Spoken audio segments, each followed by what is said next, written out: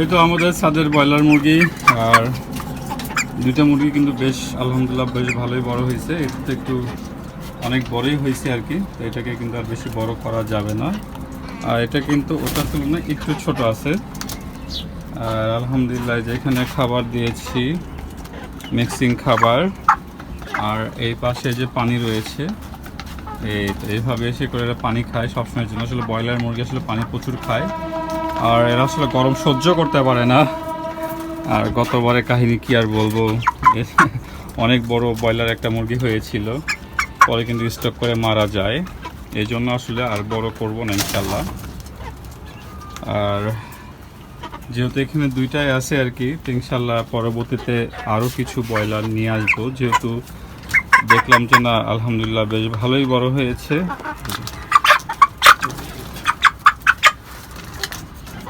আর বাসায় পারলে কি এক সুবিধা হয়, যে শরীরগুলো দেখেন কত সুন্দর চিকচিক করতেছে আর কি, ফোড়াগুলো উঠছে কি সুন্দর করে। আর বাজার থেকে যে কিনে নিয়ে আসা হয় সেইগুলোর কিন্তু অবস্থা খুবই খারাপ হয়ে যায় আর কি, মানে মানে গায়ে দেখলে কেমন জানি লাগে। তো দেখেন এরা কিন্তু বসে পড়ছে আর কি, হাঁপাইতেছে। তো আসলে মনে হয় না যে আর বেশি বড় করা যাবে আর কি, কারণ বেশি বড় করতে করতে যদি মারা যায় তাহলে আসলে খারাপ লাগবে। খাওয়াটা তো বেশি ইম্পর্টেন্স ব্যাপার না, কিন্তু মারা গেলে কেমন লাগবে আর কি। তো দেখা যাক আজকালকের ভিতরে ইনশাল্লাহ এটাকে আমরা জব করব আর কি।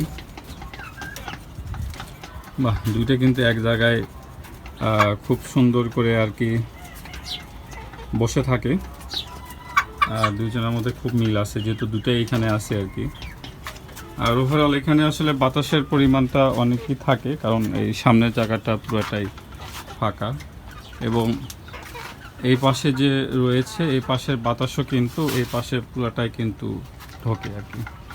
আর এই গাছটার কথা কি বলবো, ইনশাল্লাহ খুব ভালো হচ্ছে।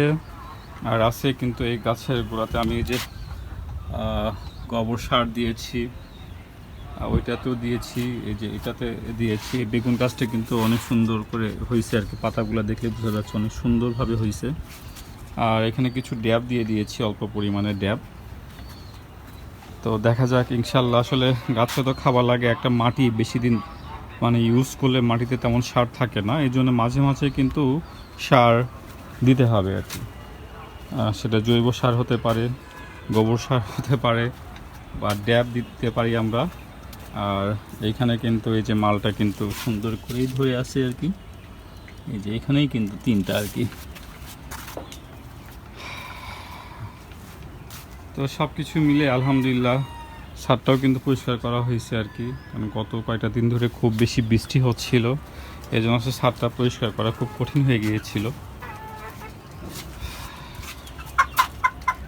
এরা এখনো রেস্ট নিচ্ছে আর কি, এত বেশি গরম।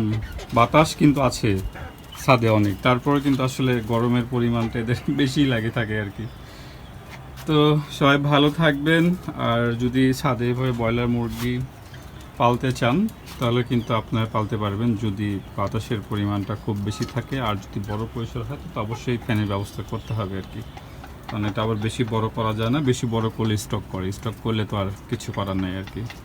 এরকম কতবার এসে দেখি যে মুরগি একদম, মানে আমি সকালবেলা খাবার দিয়ে গেছি, তারপরে কিছুক্ষণ পরে এসে দেখা গেল যে এটা মারা গেছে আর কি। তো সবাই ভালো থাকবেন। আর ছাদের এই কর্নারটা এখনও পরিষ্কার করা হয়নি, আস্তে আস্তে করে পরিষ্কার করছি আর কি। তো সবাই ভালো থাকবেন, খোদা হাফেজ।